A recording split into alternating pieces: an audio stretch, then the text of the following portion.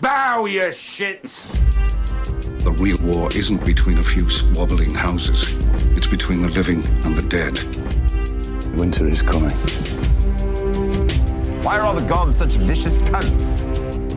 Chaos isn't a pit. Chaos is a ladder.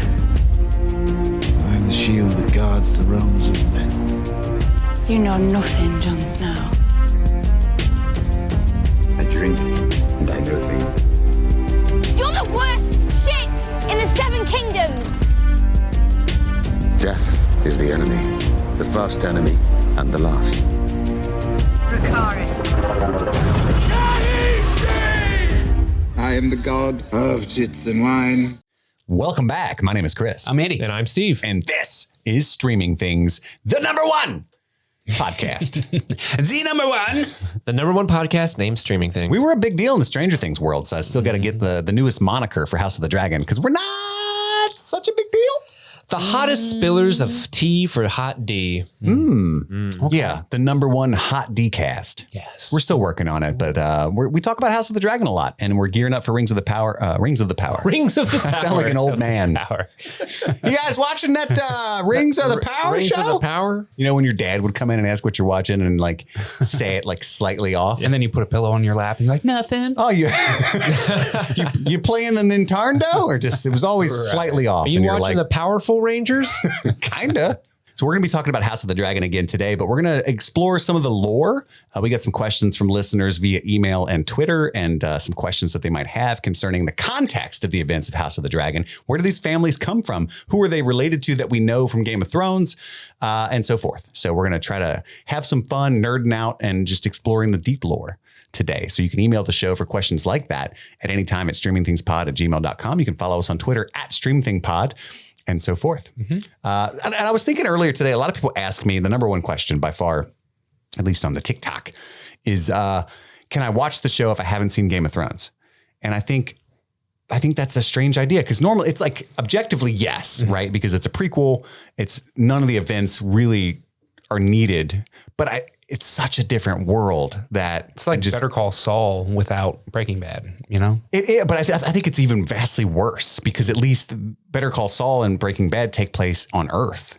And so you at least know how like gravity works. Yeah. You know what meth is, right? So you have that context. You know what a lawyer is. Mm-hmm. But if like you're watching House of the Dragon. What is a master of coin? Exactly. What is the small council? What is the master of whisperers? What does a hand of the king do? I don't know. I imagine I have questions things about that. And then you try to explain it to him and you're like, well, the king eats and the hand shits, you know, and they're like, huh? Well, yeah. Right. So anyway, so in essence, yes. But if you haven't seen Game of Thrones, I don't think your level of enjoyment is going to be anywhere near as high for House of the Dragon as it would be if you were a big GOT fan. But at the same time, I feel like Game of Thrones suffered from the same thing. Whereas so I didn't read the books going into Game of Thrones. So I went into the show cold and Game of Thrones has the same problem where it's like, there's a ton of characters, ton of families. There's a lot of catch up to do right off the jump. So I think, yeah, I mean, obviously you're going to have more of an enjoyment if you did watch Game of Thrones or you read the books just because you're more familiar with the characters. But I think if you're going to ever hop in and you're interested in hopping in now's as good as time as any. So yeah, how should we start? In the Hot D discussion? Well, we should probably start with, a big question that I saw on the internet was just the difference between like, there's the Targaryen rule, but then there's also this very the Velaryons. Mm-hmm. It gets dicey right away. Velaryons. George R.R. Martin. A lot of people criticize George for old George, for like Rhaenys, Rhaenyra, Rhaena, Rhaegar. Like it's hard enough to track all these people because their names are so similar. It's even harder. Mm-hmm. And I think what he did that understandably to be kind of like a relation to our world because there's lots of Toms, Tommies, Thomases. If you look at the royalty of England in the medieval era, like there was William I, William II, all that stuff, right? Yeah, that's common. And it was even common back then to take like regular names as well. Like you might not be born with this name, but this name has so much power to that family that when you elevate yourself to a king or a duke or whatever, you take on this familiar name like, I'm the 5th John now, even though maybe you were born Kevin. Yeah. And nobody wants to worship King Kevin. No. There's too much alliteration. Right. So yeah, I would worship King Kevin. but I think Bow you shit. George is an asshole for doing, the people from Valyria and the family of House Velaryon, right? Velaryon. That's just a little frustrating for folks. So for those that don't know, the Targaryens hail from a land called Valyria. They are vastly different than the people of Westeros. And Valyria is gone. The doom of Valyria happened, and we'll talk about that in a little bit. The Velaryon family is also rumored to be of Valyrian blood. And the rumor is, well, it's verified, but the rumor is that they've been in Westeros longer even than the Targaryens. So the Targaryens, Yeah, because they were a lesser house. They were kind of, according to They were as not- per Valyria. they were not dragon riders. Yeah, and so they were kind of like, well, we're going to make our money elsewhere. We're going to go into shipping, and that's going to be our Shipping kind and of receiving. trade. It's the Corlys Velaryon is sort of the Jeff Bezos of Westeros. Better hair. Yes, much Way- better way hair. better hair. Much better hair. But even the Targaryens weren't that special in Valyria. They weren't like the strongest dragon riding family. Yeah. I think there was 40 or 50 dragon riding families in Valyria. And the Targaryens weren't like extra special amongst them at all. They were kind of like mid, as the kids say. But what happened was there was a member of the family, Daenerys the Dreamer, as she is now called. She had what's it called? Premonition. Premonition, a vision, if you will, a dream. I could have taken it right dragon dream. yeah, I could have taken it right from her moniker. A dream, a prophecy. That's the word I was looking for, though. That there would be a cataclysm come to Valyria, and she was right. So she left, or not she left, but their whole family sold their belongings and migrated to Dragonstone, as it's now called, like the little island off the coast of the Blackwater Bay there to the east of Westeros. Also, I love George for making it one thing very simple. Like there's Westeros, which is basically just west placed, and then Essos, which is like east. And then Sothros. It's to the south. Sothros, yeah. And then whatever the hell's up north. Ibn, Ibn. I think. Well, fuck you, George, for that. Maybe it's called Ib. It's like that's where like seals and stuff are. Those people are crazy. Because Jon Snow hangs out with some of them in the Ibonese or whatever. They're nuts. Rose with the thorn. Yeah, they use like a lot of seal fat suits and stuff. I don't know why I'm doing this. The video content is still getting used to it. I can do stuff like this. Yeah, now you can play to the cameras now. So where was I at? There were seals back up from We're talking seals. about names because we're talking about Sothros, So Westeros. the Velaryons were already there when the Targaryens arrived, but House Velaryon has always been a vassal of House Targaryen there. Dragonstone is their head honcho. Okay. So the Velaryons and the Targaryens have always been very close. But their power, the Velaryons' power has always been at sea, as Steve alluded to. So the Targaryens have the dragons, the sky. They're strong seamen. Yeah. They're very strong seamen. Dope. 100%. Yes. Get them eggs. I didn't know how to yes and that. I tried. I was just like, I'm good at improv. Yeah. You were yes perioding. Yeah, I was yes, period. And they brought 5 dragons with them, the Targaryens, from Valyria before the Doom. One of which was Balerion the Black Dread, the only creature on Earth to have visited or to know what, Valyria at the height of its power looked like. And so Meraxes and Vhagar, the other 2 famous dragons in Aegon's Conquest, were hatched from eggs on Dragonstone. Okay. So yeah, I think it's Aenar was the guy the Lord of, the Targaryen head of household when they fled, and Daenerys the Dreamer was his daughter. So those dragons are the ones that are famous. And so their descendant, Aegon, the Conqueror, as it's known, aptly known, he conquered Westeros because at that time, Westeros was just 7 separate actual kingdoms.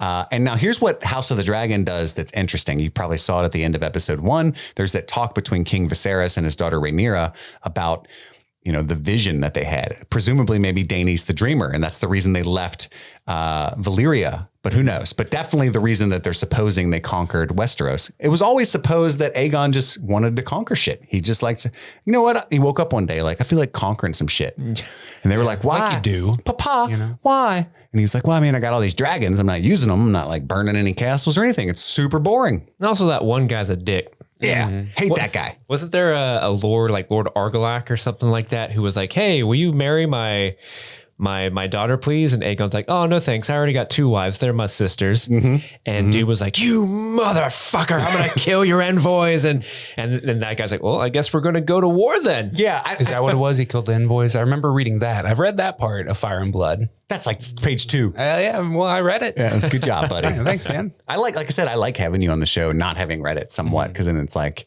we get the perspective of what most watchers of the show are going to be feeling like, right? Like I've seen Game of Thrones, but what's going on here? Okay. I feel like that's the predominant viewpoint probably.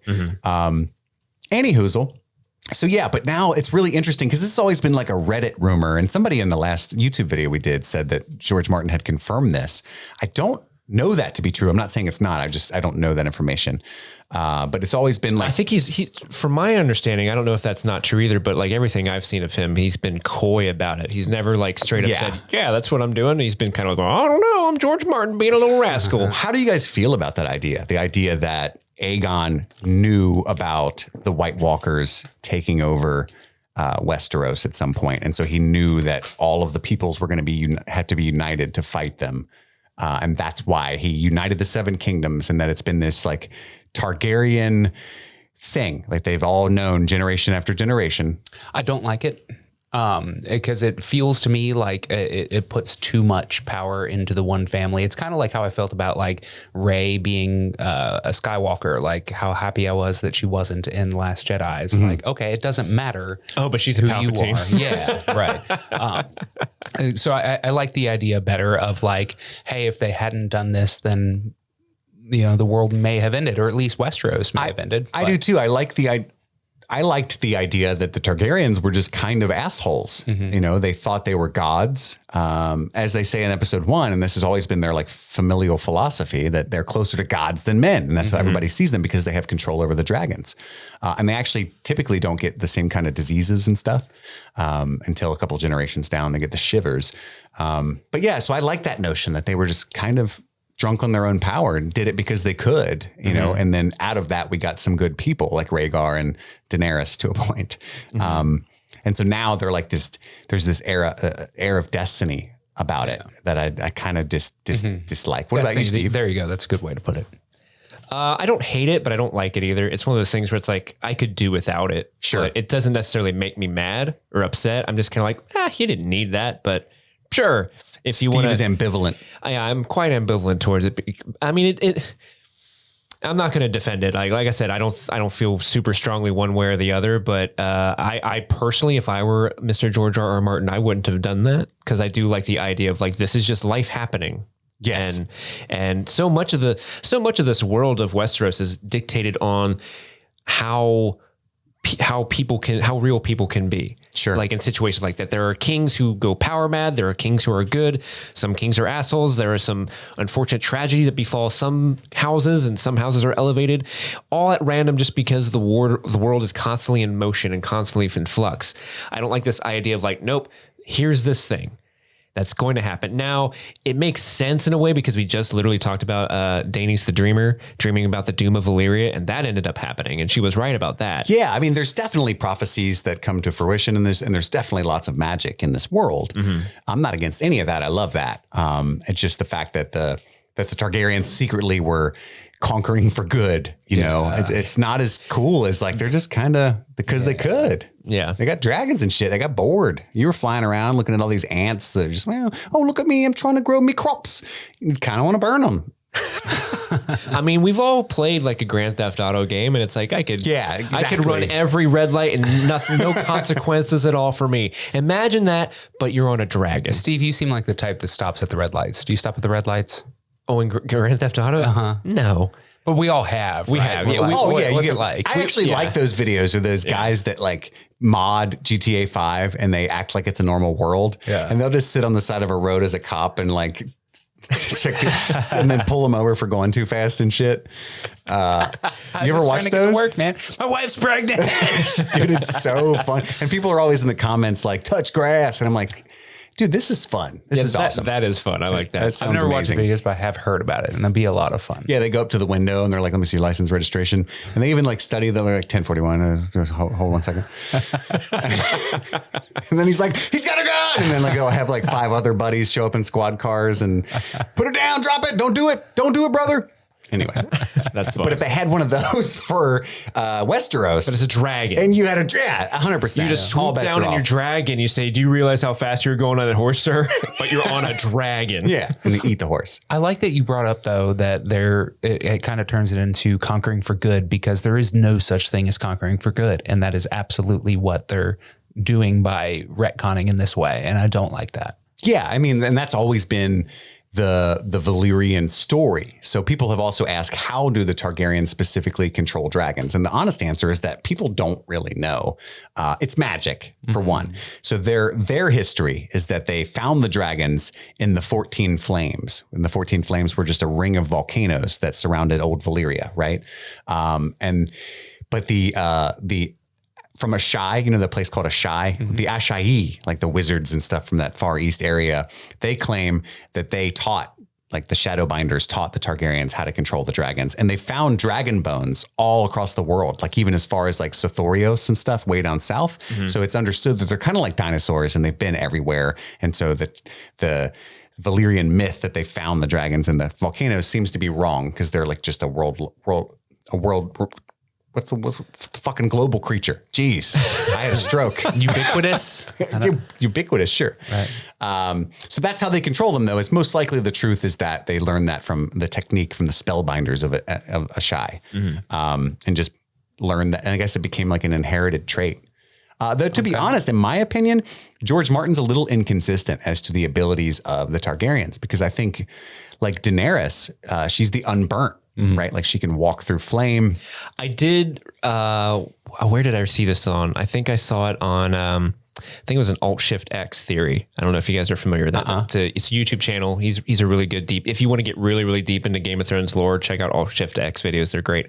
But he actually brought that up. And there's this theory going on that the unburnt happens because, similar to how when Melisandre from Game of Thrones revived Jon Snow, there had to be death for a rebirth, right?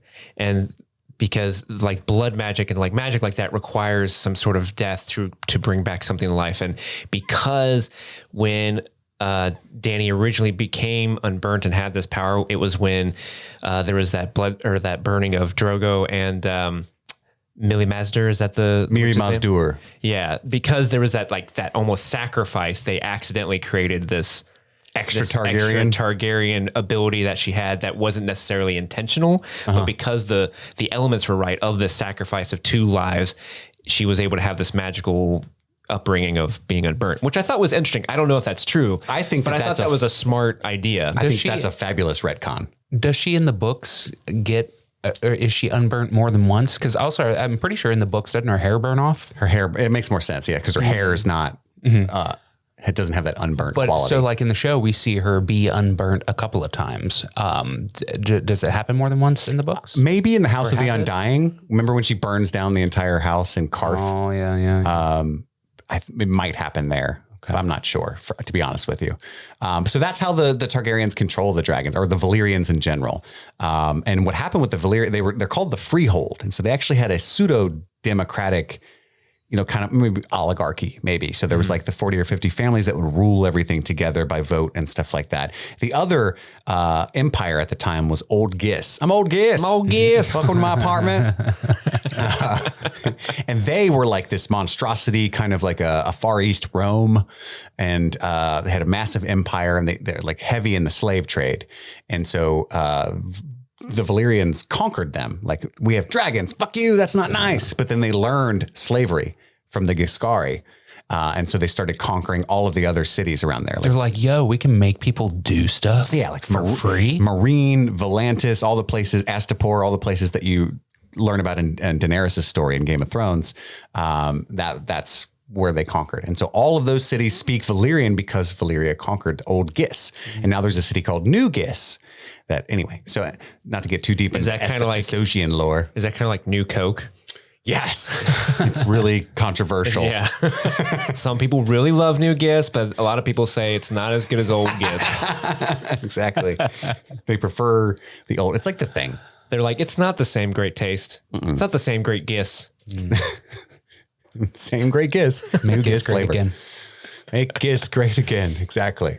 And so, yeah, Valyria went hog wild and started conquering everybody until the Doom. And nobody knows what the Doom is. Like I was about to ask, you brought up the Doom earlier. In the show, King Viserys is like, it's because we started controlling the dragons. And like, ultimately, as far as I remember reading, it's not confirmed what happened to Valyria. You know, some sort of like cataclysm delved too deep kind of dwarven Moria thing, you know. I always took it. Who knows what they released with the blood magic? Like, we don't know what the cause was, but because a lot of Valyria is based around like volcanoes and shit, like, isn't it implied that a ton of those volcanoes just went off? And that's what I thought. Yeah. Kind of like a Pompeii thing. Okay. Exactly. But it's implied that it's because of their tinkering and tampering with the blood magic that they were using. Yeah. There's also a theory that the Faceless Men also had something to do with it. Like, they caused it, but that's like I don't think that's true, but that's like an in-universe like rumor. You're like, oh man, the Faceless Men, I heard they brought down Valyria. Yeah. And by the way, part of the reason that Westeros got established is because of the conquest of the Valyrians, I think, as I recall. So originally it was just the children of the forest. And we're talking way back in the age of heroes, 10,000, 15, 20,000 years ago. It was just the children of the forest, giants, stuff like that. These little, like basically elves, like magical creatures that built the werewoods, the heart trees that litter Westeros. And then that litter. Yeah. And then there was Can you pick up your trees, please? And then the first men migrated from there's like one Rhoynar guy that's like crying because someone threw out a weirwood tree off their horse. And then the first men migrated from Essos because at the time it was like kind of like a Pangea. There was a landmass that connected Essos and Westeros that later crumbled and became like the Stepstone Islands and Dragonstone and stuff. That Pangea continent was actually called the Bestivos. This bitch don't know about Pangea.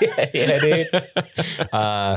And so it was the first men fighting the children of the forest. They had bronze weapons. And then so the Andals came from Andalos, and that was another place in Essos. And they ran basically from the Targaryen rule. They didn't want to, because they worshipped the Seven. They didn't want to use the Valyrian religion and stuff like that. So they migrated to Westeros and conquered the first men because they had iron and steel.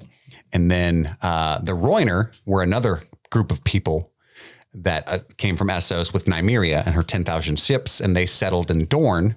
So that's why when they announced the king of Westeros, it's always like King of the Andals, the Rhoynar, and the First Men, because it's all of those peoples that had populated Westeros and are the population that it was before the Targaryens came over and took over. So hope we're setting a good stage for like the ancient history of Westeros there. Yeah. And so anyway, so it's about 300 years ago. It's Aegon and then his little buddies, the Velaryons, right? Yeah, Velaryons. And they have 5 dragons. And his sister wives. The Dragons. The Dragons. No, and I can't wait for that to be revealed. There's a family that's what they call the dudes with the pikes that look like monks. Like, we're the Dragons. We are the Dragons. We take care of the dragons. And when they stub their toe, they're like, drag on it.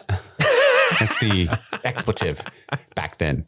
And so Aegon, I guess because he wants to stop the future White Walkers and the Night King, conquers Westeros with his 2 sister wives, Rhaenys and Visenya. And that story is super cool. Yeah, it's a really neat story. Aegon carries the sword Blackfire, which is the Valyrian steel. That's another cool thing. So Valyrian steel is steel of Valyria that nobody knows how to make anymore. So there's only like, I think 227 Valyrian steel swords still in existence in Westeros. It's extra sharp. It's extra strong. It's way better than steel, regular steel. So that's what that is. His sword is called Blackfire, and his sister Visenya carries a sword called Dark Sister. And then his sister Rhaenys, I don't think she has a named sword as I recall. No, because she's not really a warrior. She's a poet. She'll ride around on a dragon and burn people from her dragon, but she's not going to ride into battle and fight people just because, like you said, she's more of a poet. She's a lover of the arts. Yep. Huge patron of the arts. She would have been a member of Streaming Things Patreon. Yes. Right. Yeah. Almost for sure. Well, it's funny because so her sister is Visenya, and Visenya is very much like the opposite, where she's like a brutal warrior princess, and she's kind of vicious and crazy in a way. Yeah, in a way. She's she has a cruel streak. Yeah. But then Aegon is a lot more. He's very even tempered. He doesn't talk a lot. He's very like resolute, but he seems to like hanging out with. He prefers Rhaenys. He's in love with yeah. her, but his personality is kind of tempered by the two sister wives. Like that's both facets of Aegon.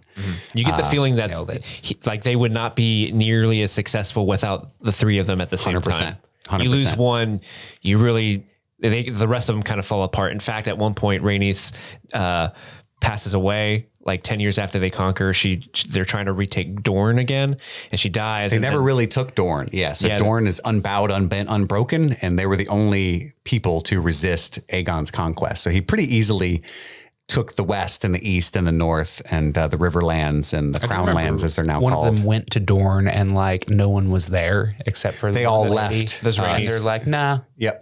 They left Sunspear and just lived in the desert and shit. She eventually found the princess of Dorne, the yellow toad. I can't remember her actual name, but they call her the yellow toad because she's like old and fat. Yeah. Just like, what's her name? The Queen of Thorns.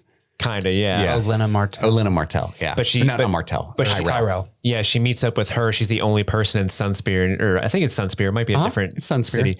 But yeah, the princess is like, yeah, we're unbound, unbent, unbroken. You're never going to conquer. Fuck off. If you come back, we'll kill you. Yeah, conquered ease is what she said, essentially. And that's not in the Maester's notes, but we can infer. Yeah. From rumors that she said conquer D's. I don't know what that means. Maester Marty B has it written down right here. Tell us. She flew down on her dragon and the toad lady said conquer D's. And then she pointed at a couple of nuts that were in a bowl. Couple D's pistachios. So yeah, I love that story because Rhaenys rode a dragon called Meraxes and Aegon rode Valyrian the Black Dread, of course. And Visenya rode Vhagar. And Balerion was the biggest, Vhagar the second, and the Meraxes was still it's a dragon compared to people and horses, very huge. But compared to Balerion, not so much. And so, any hoozle, yeah, Meraxes and Rhaenys got killed trying to conquer Dorne, and that's who they're referring to. There's a scene in the first episode of Hot D where Emma is talking to Viserys in the bathtub and she's like, Rhaenyra already thinks it's going to be a sister. She wants to name it Vhagar. And he's like, we already have one Vhagar in this family. And he's referring to... I thought she said she wants to name it Visenya. Oh, maybe it was Visenya. Yeah, but that's who she's referring to sister, is the sister. And it's like, we already have one of those because Daemon is probably very similar to Visenya. Like very, the appetite for blood, the bloodlust, the sexual appetite, all that stuff is just very unhinged. And both of them have Dark Sister. Yeah. And so he has, Daemon Targaryen has the sword that was Visenya's Dark Sister. And then the ancestral king sword is always Blackfire. And that is carried by King Viserys. And we talked about it before. King Viserys doesn't ride a dragon because he rode Balerion when he was old and just has never chosen a second dragon. And you get the sense that he's not about that life, right? So that's the backdrop of Viserys the Targaryen just wants to have family. Fun. He just wants everyone to get along. Why is everybody fighting? We're Targaryens. We're so cool. Why is everyone yelling at me and trying to make me decide things? I just want to hang out and play with my models. He does. He's like he's the train guy. He's the train guy of Westeros. Hey man, put some spec on that name. Train guys are awesome. Train guys are cool. Honestly, that scene did so much to like, oh man, I ride or die with Viserys right here. Anyone who shows their nerd card in Westeros, bless. And so Corlys Velaryon, the Velaryon family has almost always been master of ships. So the small council is this, tiny council of people that help control and govern Westeros under the king. And there's like a master of coin, who's the treasurer, master of whisperers, who's just like the CIA, master, basically.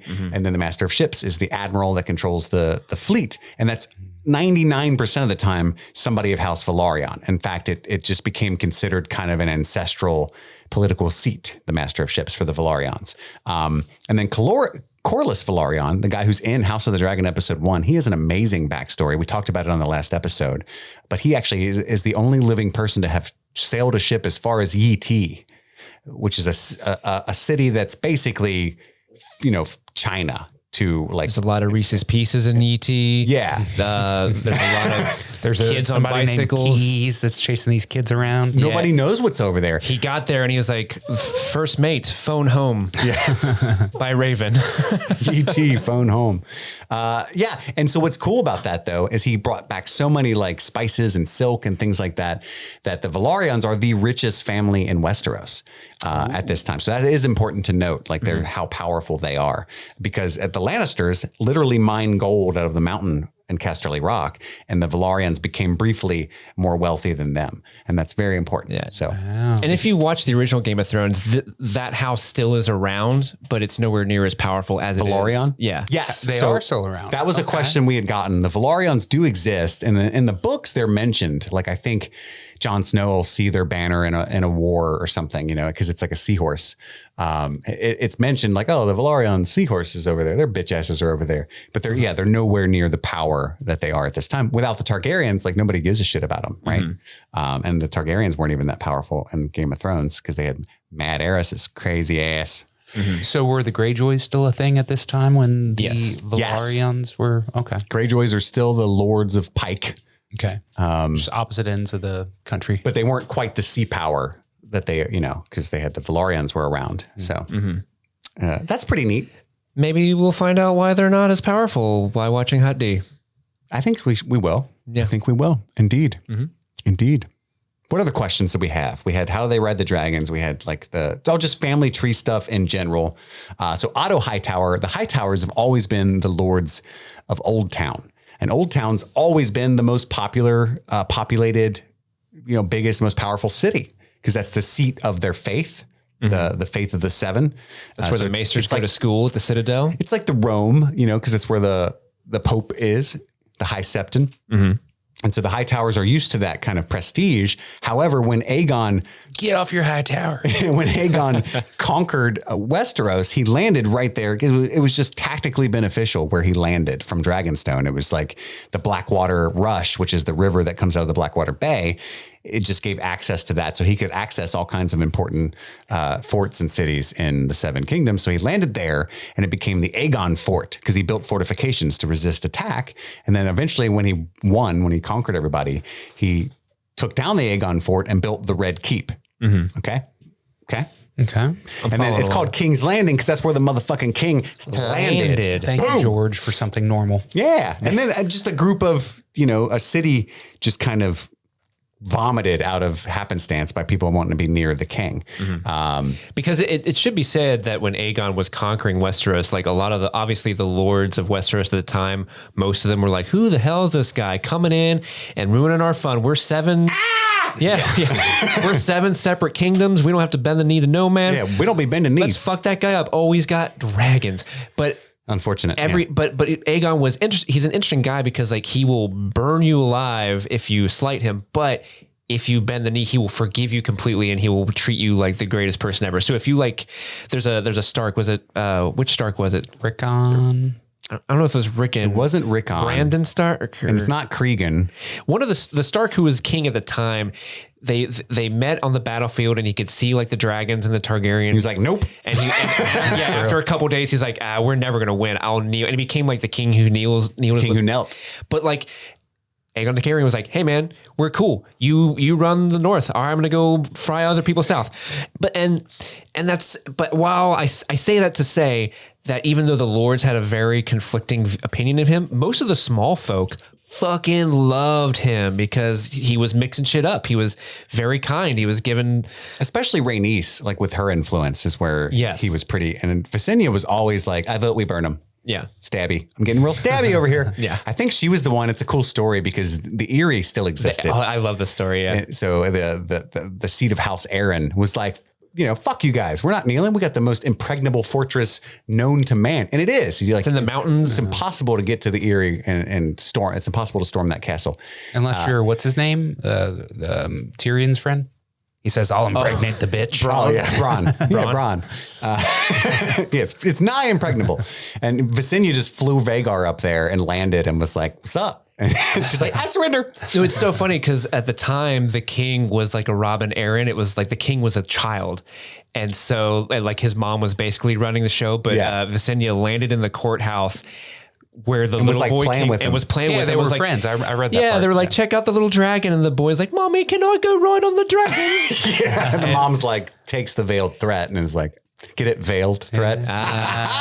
Didn't do that on purpose. I love the line because it's like the little boy did indeed do 3 laps around the kingdom on Dragonback that day. He went up in the sky a king, but landed a lord. Like, good writing. That's good writing. It's almost like George is good at this shit. I know, right? So that's the tale of conquering the veil, baby. Any other family trees do you think people are confused about? I don't have a really good reference point for their confusion, you know? Obviously, there's a lot of Baratheons still around. They're hugely important. And in fact, the Baratheons actually get blended with the Targaryen bloodline. Quite a bit. It's quite a bit. So there's that to look forward to. It's ironic, the enmity between Robert and Rhaegar. Because the Baratheons, they family. Originally, they lived on Storm's End, correct? Were they always on Storm's End? That's where they. Yeah. I know they own it now, but they were there, and Storm's End's pretty close to Dragonstone. So there was a different Stormlord. I think the Baratheons supported Aegon. Yeah, and they were given the Stormlands. Yeah, Oris Baratheon was Aegon's best friend growing up. Yes, and so when Aegon went to conquer, Oris was like his right hand man. Which is so funny because he was originally Hand, right? For a while, yeah, he was the first Hand.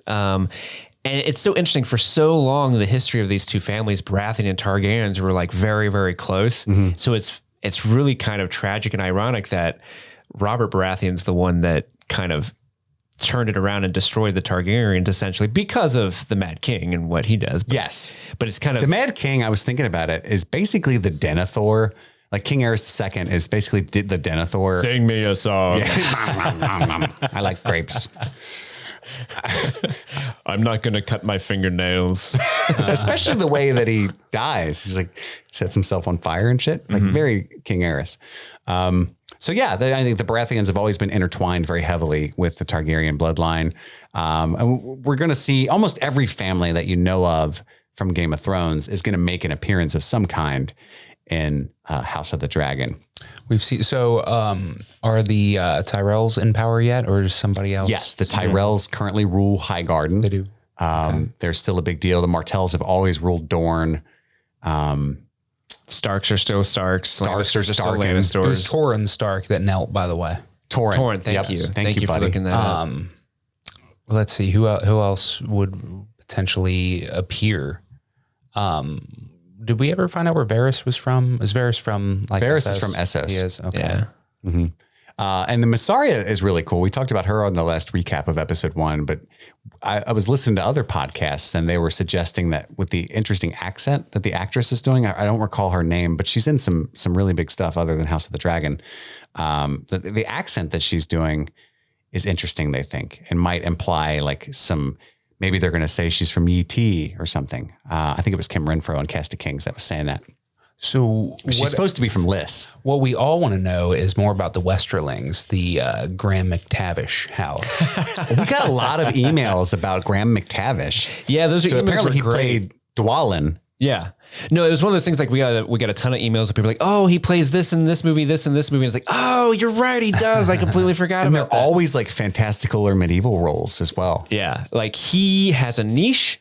You were apparently the only man on earth to be like, it's the fucking guy from Uncharted. Well, because I'm such a huge fan of those games. Everybody else is like, what? Yeah, they're like, have you seen Outlander, that wildly successful TV show? Or, I don't know, The Hobbit? It's like somebody seeing Tom Holland and being like, it's the guy from Cherry. Yeah. And everybody's like, what? What? Okay. You know, the Russo Brothers movie? Yeah. That's the one I think of with Russo Brothers. It's on Apple TV Plus. Blues. There was a dragon egg that I forgot last episode. Oh. So we talked, the dragon egg is, if you didn't listen to our first recap, is where it's an Easter egg or a reference that we can find. I think when Alicent Hightower at the end of episode 1 comes in with the book I got a book. I got a book. I'm not trying to seduce you. I am wearing my mother's dress, but Dad sent me here and he would never imply that I should seduce you. That'd be super weird. It's just a normal book. It's not like the Kama Sutra. And Viserys is like, I'm a Targaryen. I really don't, nothing's too kinky. What's up? Did you like my model? It's only a model. So then I think it's a reference to the fact that the book Alicent Hightower read to King Jaehaerys on his deathbed, because she's actually supposed to be much older in the books than she is in the show. And she's not friends with Rhaenyra, I don't believe, at all. In the book, yeah, they don't say that. So that's an interesting dynamic that they give those two ladies. So I think she famously was reading to King Jaehaerys on his deathbed. And I think that that's why they had her bring a book to King Viserys, because they didn't show that part of King Jaehaerys. Like, hey, homie, you about to die?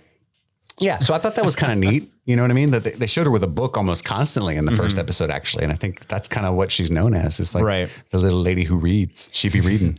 It's so interesting just because I know where the story's going. So I like the little breadcrumbs are leaving, like, oh, that's so cool how they're starting this relationship here, knowing where things go. Yes. And we're not going to go there and spoil we're not going to book stuff yet on this episode, but it is, I'm noticing that too. I'm like, oh, that's going to make that so much more painful. Yeah. Yeah. This is going to be really, it's a Game of Thrones show. So you know, this is going to hurt. Things are going to hurt. There are going to be some real tragic shit that goes down with these characters. And I'm looking forward to From the guys who brought you Hodor and the Red Wedding comes a new fantastical tale. What was that quote? If you thought this was going to end well, you haven't been paying attention. Yeah. I think that's what it is. Tyrion? No, not Tyrion. The bastard. Ramsay? Oh, Ramsay. Yeah. Bolton. Yes. The bastard. Yes. Battle of the Bastards, the other bastard. Is Also, chaos is a ladder, Andy. Yeah, that's true. It's not a pit. And I am the god of tits and wine. Andy thought it was a pit. It's a ladder. Yeah. I had to tell him. Fun fact. What about a chute? Is there a chute with that ladder? So. No? Okay. I don't think so, Tim. Escalator, temporarily stairs. An escalator, can never break. It can only become stairs. Fun fact about Westeros. Sorry for the convenience. So yeah, I mean, what other lore should we talk about? I don't know. Listener, we did a bunch of mailbag episodes for streaming things. Maybe if we get a ton of people who are writing in who have specific questions about stuff, maybe that could be a really good mailbag. So if you guys have questions about specific lore items, because it's hard for me to kind of understand, like, what are people having difficulty latching onto, just because like I've read the book and I already have that context. So without putting myself in the position of not having this context, it's hard for me to figure out what should we really spend time on talking about.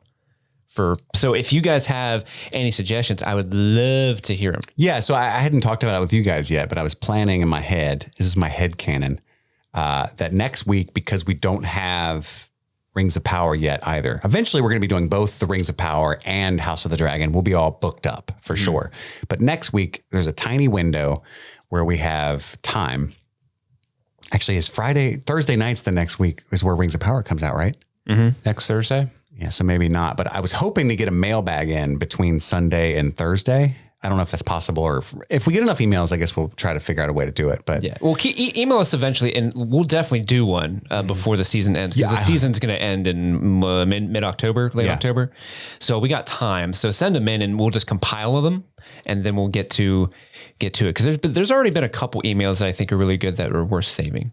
So 100%. So email streamingthingspod@gmail.com. We want to do a big House of the Dragon mailbag before the season ends. And we're very excited for the Rings of Power. We're going to be covering both as much as we can, at least. Patreon.com/streamingthings. We're doing our best. I know Steve's getting stressed. He's got to do all the editing and stuff, but it's just so damn fun hanging out with you guys. Oh yeah. We want to do it as much as possible. You get to hang out with us. You get to hang out with Maester Marty B. Maester Marty B, baby. Hello, gentlemen. I'm here. Would you like a little bit of the... What would Argyle be in Westeros? Would he have any position? He would be... Definitely wouldn't be on the small council. High Garden, obviously. What's up, guys? Damn, man. Aegon just smacked the shit out of y'all. High Garden. What new characters are we going to invent with Hot D? Time will tell. Dude, who knows? It really, we don't plan any of this shit. It just kind of happens. And if we think it's funny, we just run it to the ground. Yep. And if we get fucking one email about something, it becomes a constant reoccurring character. Yep. Or if somebody leaves it in an iTunes review, which we need those, by the way. There's a ton of House of the Dragon podcasts that are doing really well. God love them. We love them. And we support those people. Yeah, they're doing good work. We need some more ratings and reviewings on the Spotify's and the iTunes. So wherever you're listening to this, if you could, give us a few stars, maybe 5, that'd be awesome. Help us out a lot. Help other people discover us.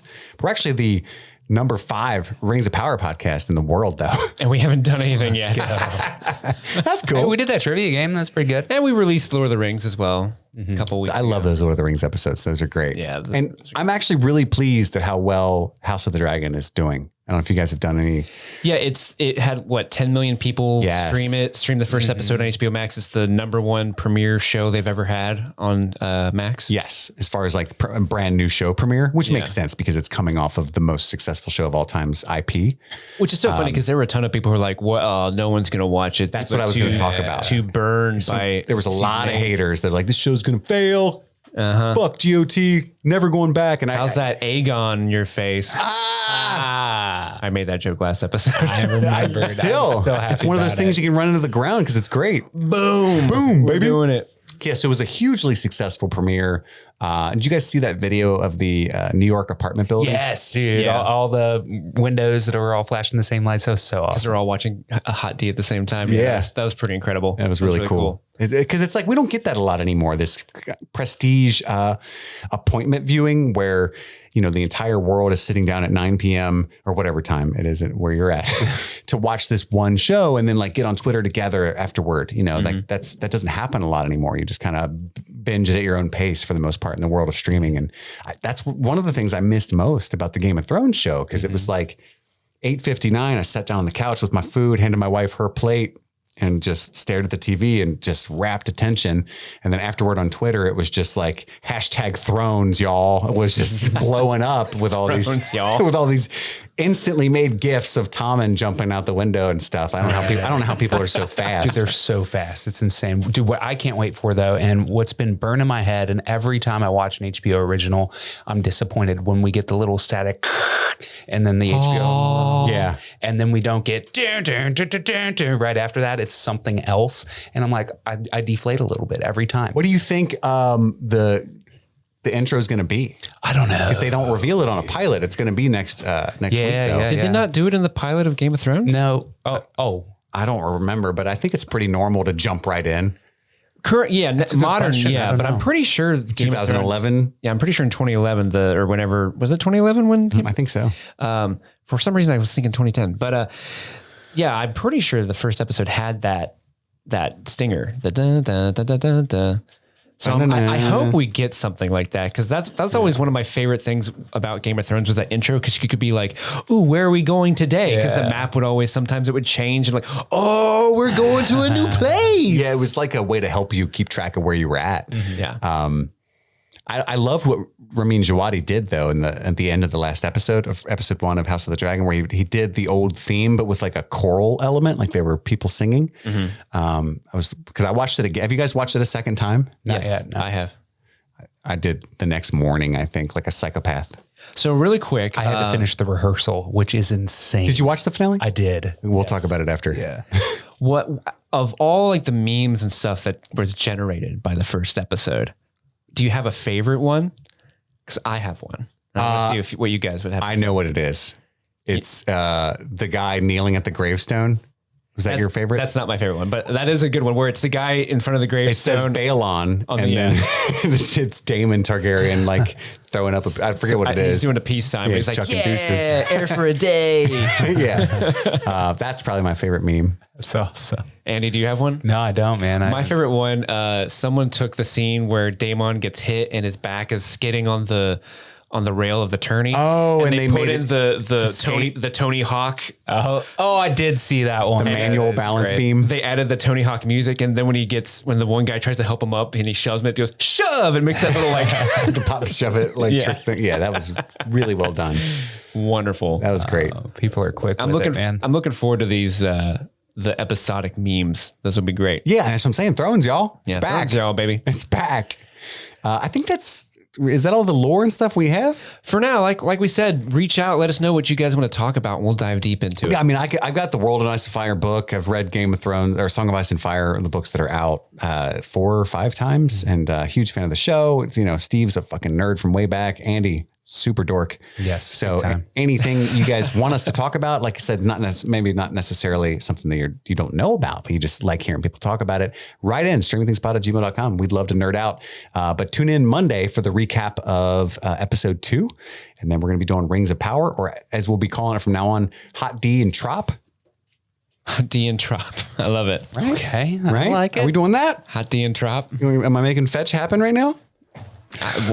That saying is streets ahead, my man. But that's all the time we have for right now. Thank you all so much for listening. My name is Chris. I'm Andy. And I'm Steve. And this is Streaming Things. Happy streaming.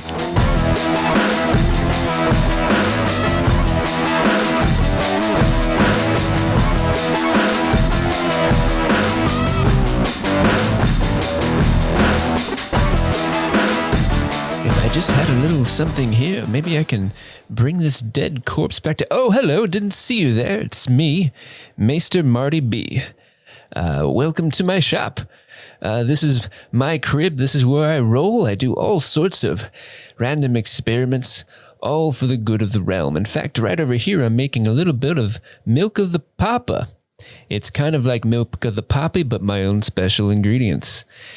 That was grosser than I intended. But I'm here to give thanks to the people who support the fine show of Streaming Things. So let's get this started. For the realm, we would like to thank A. Wells, Aaron B., Aaron K., Aaron L., Double A. Aaron A., Adam C., Adam H., Adam R. Thank you to Aiden, Alexis, Allison, Amanda K., Amanda S. I would like to thank Amber and also Amber M. Thank you, Andre. Thank you, Andrew G., Andrew P., Andy, and Annalise. Of course, we can't forget about Annie. Oh, Annie, that little scamp. Thank you, Arcade Shenanigans. I'm quite fond of your shenanigans. Quite fond of those. Thank you, Ariana, Arcadia. Thank you, Double R, Aaron A. Thank you to Ashley P. and Austin. Thank you all so much. The realm thanks you. If there were a master of coin here, you all would probably be giving the money to him, but it's not me. I'm just Maester Marty B. Thank you so much to Barb. Hashtag justice for you, my lady. Thank you to Bill, Brandon, Brianna, Brenda, Brett, and Brittany. Thank you all so much. Thank you, Cake. Who doesn't love cake? Thank you, Caleb, Carlo, Carmelita, KCG, KCH, KCM. Thank you to Katarina. Thank you to Chloe. Thank you, Chris, Cindy, Clay, Cody. Thank you all so much. I'm so happy to hear that none of you have a terrible wound. Thank you to Damien. That sounds like that should be a dragon's name. I'm gonna tell Daemon Targaryen that he should name a dragon Damien. Thank you, Danae, Danielle, David, DC Hart, Debbie, and thank you, of course, to E. Lopez, one of the longest patrons we've had. Thank you, Elizabeth. Thank you, Enza, from the Belgium realm. When you say the Belgium realm, it sounds a lot cooler. I don't know why. Why don't we say everything is a realm? That would be cool. Thank you so much to Erica, Irvin, Gavin, Georgia, Hannah, Heath. Thank you, Irene. Thank you, Jadinklage. Such a wonderful person, that Jadinklage. Thank you, Jocelyn, Jacob, Jade. I really do love the color Jade. Also love the stones. Thank you, Jack and Daxter 93. That game was so cool. Oh, you know Maester Marty B was playing the hell out of Jack and Daxter. Thank you to Jake, James, Jeanette, Jen, AJ, Jennifer. Thank you, Jenny. I hope you're not Jenny of Old Stone, because that's a sad song. And you are such a cool person. I hope none of that would ever happen to you, what happened to poor Jenny of Old Stone. Let's see, what else do we got here? We have to thank Jess, Jess, I want to know, are you two people who are conjoined? Because I would like to run experiments if you are. Just hit DM me. DM Maester Marty B, please. Thank you, Jesse. Thank you, Jesse M. It's a different Jesse. Thank you, Jillian. Jillian B. Also, I skipped Jessica. Thank you, Jessica. Thank you, Jillian B, Jillian L, and Jillian M. A lot of Jillians out there. Thank you so much to Jimmy. What a good dude. Thank you, Joel A, Joel D. We got a John C, John M. We got a second John M. And thank you, John T. And last but not least, we got John R. There's so many Johns. Are you related? Let me know. I need a control subject whenever I do an experiment. So I really would like to know. I need family members. Thank you, Jordan. Thank you, Jordan W. Joshua, Joyce, Judy, Julia, Jungle. Am I thanking the whole entire jungle or just one tree? Who knows? Thank you, Justin, Kalisha, Candace, Kate, Katharina, Katie B. Katie B flows off the tongue similar to Marty B. We're kindred spirits, you and I. Thank you, Katie M, Kayla, Carrie, Kevin, Kiki. My goodness, Kiki. Thank you, Kimberly, Cody, Kristen, Kyle. Thank you, Lady Priss of House Priss. I wonder what her house banner is. Probably something very cool and regal. Thank you, Lauren. Thank you, Lee, Linus, Lisa, Lizzo. Thank you, Max Squared, Mallory, Marcelina, Marcus, Maria. I almost said Mario. That's a different person. Thank you, Matt. Thank you, Melina, Melissa, Mels, Michelle, Mike, Mindy. Do you guys have a show, Mike and Mindy? Thank you, MJ, Monique, Nate, Neil, Nick, Nicole C, Nicole H. Thank you, Orion. Thank you, Paula, Patty, Phil, the very first patron, Phil, first of his name, and also of this Patreon. Thank you, Philip O. Thank you, Rachel B, Rachel M, Rebecca, Reese, the whole Reed family. Now that's what I'm talking about. I really need a family to have controlled experiments on. If something goes wrong, I got another one to replace. Why won't you people come and be a part of my experiments? Thank you, Robin. Thank you, Ryan, Samantha, Sandra, Sarah F, Sarah P, Savannah, Sean. We also have Sean C. Don't forget about Sean C. Thank you, Sergio. Thank you, Shannon, Shay, Shep, Stacy. I don't know why I said that. Thank you, Stacy with an E. I don't really understand what that means, but Stacy with an E. Thank you so much. She's very particular. Thank you, Stacy. Thank you, Stephanie L, Stephanie P. Thank you, Stephen the Fifth of his name. Thank you, Suzanne, Sydney, Tabitha, Tamara, Tara, Taylor, Teresa, the Alex G. One of a kind, that guy. He's a good man. Thank you, Thomas J, Thomas V. Thank you, Thumbs. I like Thumbs. They help me with my work. So I keep some of them in a jar. Thank you, TJ, Toby, Tony, Tori, Trisha, Tyler, Will B, Will N, Yerf. That was my helper. Yeah, we call him Yarf. That's all he says. Yerf. Thank you, Yarf. Thank you, Yolanda. And thank you, Zach. Thank you all so much for keeping the lights on. Over at Streaming Things, we will eventually send you a raven to show our gratitude. Happy streaming, is that what they say? I don't know. When are the child fights starting?